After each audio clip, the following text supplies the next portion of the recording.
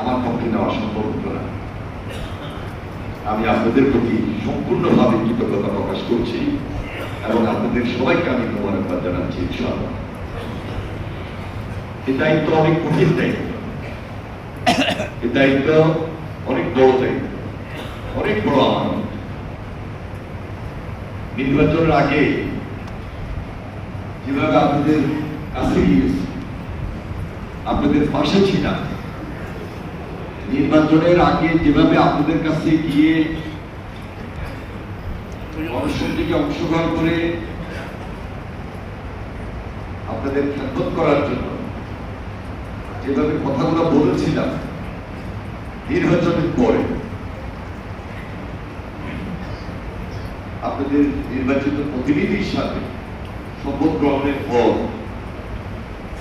একটু ভিন্ন চিন্তা হঠাৎ করে আমার মাথায় যখন আসলো, এই দায়িত্বটুকু এত বড় কঠিন, এত গুরুত্বপূর্ণ দায়িত্ব কিভাবে আমি পালন করব, এবং এটা চাপ, এটা ভার আপনাদের সকলের সহযোগিতা ছাড়া আমার একটা পক্ষে সম্ভব নয়। বিশেষ করে পুরা দেশের মানুষ তো আসেনি, আমি আপনাদের খুব কাছের লোক হিসাবে, লক্ষ্মীপুরের লোক হিসাবে, 3 আসনের নির্বাচিত আপনাদের প্রতিনিধি হিসাবে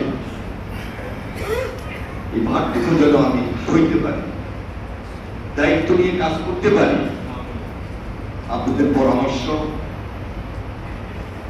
আপনাদের বিশেষ সুপারিশ, আন্তরিক সহযোগিতা এবং প্রেসিডেন্ট জিয়াও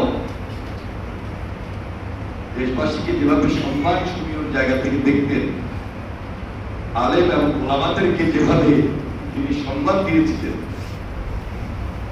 ঠিক একইভাবে আজকে সম্মান শ্রদ্ধা রেখেই বলছি, আপনাদের প্রতি গভীর আন্তরিকতা এবং আলেম ওলামাদের প্রতি আমার সেই শ্রদ্ধা এবং তাদের সহযোগিতা কামনা করেই আমি যেন এই ভারটুকু সইতে পারি, আপনাদের পাশে থেকে সম্পূর্ণ কাজ করে দায়িত্বটুকু পরিচালনা করতে পারি।